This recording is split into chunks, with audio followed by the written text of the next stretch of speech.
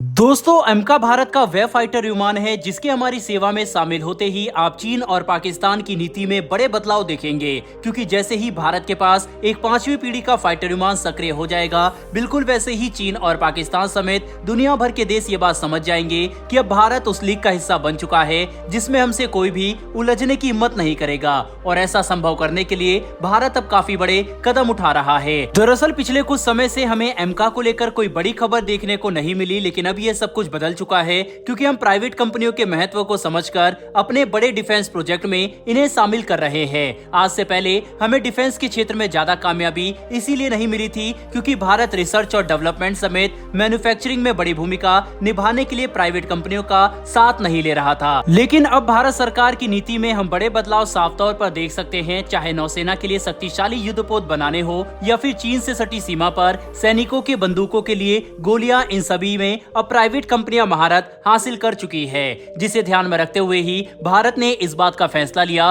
कि हम एमका प्रोग्राम की सफलता को गारंटी करने के लिए इसकी टाइमलाइन को सही करते हुए सर्विस में इंडक्ट करने के लिए प्राइवेट कंपनियों को इस प्रोजेक्ट से जोड़ेंगे और उन्हें बड़ी भूमिका भी देंगे, जिसके तहत अब तक की सबसे बड़ी खबर निकलकर सामने आ रही है, जिसके तहत इस बात की कंफर्मेशन मिल चुकी है कि भारत अब अपनी एक प्राइवेट कंपनी को एमका का 1:1 मॉडल तैयार करने का ऑर्डर दे चुका है, जो एक महत्वपूर्ण टेस्टिंग के लिए इस्तेमाल किया जाएगा। पर टेस्टिंग से पहले ये समझ लेते हैं कि एमका के प्रोटोटाइप को लेकर इस वक्त किस तरह की स्थिति बनी हुई है और ये नया मॉडल कैसा तैयार होगा। तो दोस्तों बता दें कि प्राइवेट कंपनी जिस मॉडल को तैयार करने वाली है वह 1:1 होगा, मतलब बिल्कुल वैसा ही होगा जैसा कि एक असली एमका विमान होने वाला है, पर इसका इस्तेमाल दूसरे तरह की टेस्टिंग के लिए किया जाएगा जिसे डीआरडीओ स्टेल्थ मेजरमेंट के नाम से बुलाती है, जो एक 5वीं पीढ़ी के फाइटर विमान के लिए सबसे महत्वपूर्ण टेस्टिंग होगी। अगर कोई भी ये बात पूछता है कि चौथी और 5वीं पीढ़ी के विमान में क्या अंतर है, तो हमारे मन में सबसे पहले स्टेल्थ क्षमता ही सामने आती है, क्योंकि बिना स्टेल्थ के कोई भी फाइटर विमान 5वीं पीढ़ी का नहीं हो सकता। यह वह खूबी होती है जिससे कोई फाइटर विमान बिना एडवांस रडार की पकड़ में आए दुश्मन के इलाके में काफी अंदर तक जा सकता है और लगभग किसी भी तरह के मिलिट्री ऑपरेशन को अंजाम दे सकता है, चाहे किसी फाइटर विमान को हवा में उसके रडार के देखने के पहले ही मिसाइल से मार गिराना हो या फिर दुश्मन के एयर डिफेंस सिस्टम को चकमा देकर काफी अंदर तक जाते हुए टारगेटेड स्ट्राइक को अंजाम देना हो। बिना स्टेल्थ के कुछ भी संभव नहीं है, इसीलिए एमका के लिए भी सबसे जरूरी क्षमता स्टेल्थ की ही होगी और इसी क्षमता को प्रमाणित करने के लिए प्राइवेट कंपनी द्वारा बनाए जाने वाले 1:1 मॉडल का इस्तेमाल किया जाएगा, जिस पर डीआरडीओ स्टेल्थ मेजरमेंट टेस्टिंग करेगी, जिससे हमें इस बात का पता चलेगा कि ये विमान किस हद तक स्टेल्थ है और दुश्मन के रडार को चकमा देने में कितना सक्षम है, जिससे हम समय पर जरूरी बदलाव कर सके और अपने डिजाइन को मजबूत बना सके। दिसंबर 2022 में ही एमका की प्रिलिमिनरी डिजाइन रिव्यू पूरी कर ली गई थी, जिसके तहत डिजाइन कॉन्फ़िगरेशन में काफी सारी चीज अब फाइनल हो चुकी है। साथ ही क्रिटिकल डिजाइन रिव्यू भी इसका पूरा कर लिया गया है। वहीं पर अब आखिरी इंतजार है 15,000 करोड़ रुपए की उस फंडिंग का, जिसके 3 साल के बाद हम इस विमान के असली प्रोटोटाइप को बनाकर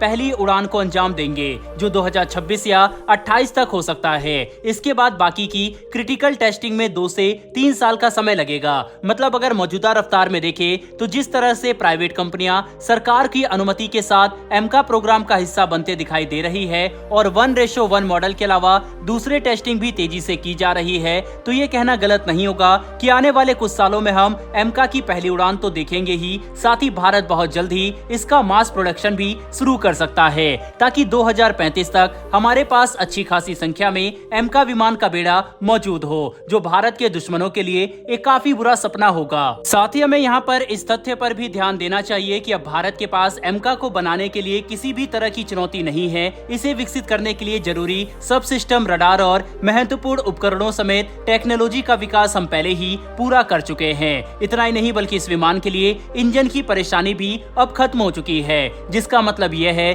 कि भारत बस अब तेजी से फंडिंग पर ध्यान दे, क्योंकि सभी टेक्निकल पैरामीटर हम हासिल कर चुके हैं। बहरहाल दोस्तों इस वीडियो में इतना ही, लेकिन आपके हिसाब से जिस तरह से भारत एमका प्रोग्राम में प्राइवेट कंपनियों को जोड़ रहा है, क्या आपको लगता है इससे इसकी रफ्तार पर असर पड़ेगा या फिर नहीं? अपनी राय कमेंट बॉक्स में लिखकर जरूर बताइएगा। साथ ही हमारी आने वाली डेली डिफेंस से जुड़ी ऐसी वीडियो के लिए चैनल को सब्सक्राइब कर बेल नोटिफिकेशन अवश्य दबा लें। फिर मिलेंगे ऐसी एक नई वीडियो के साथ। धन्यवाद। जय हिंद।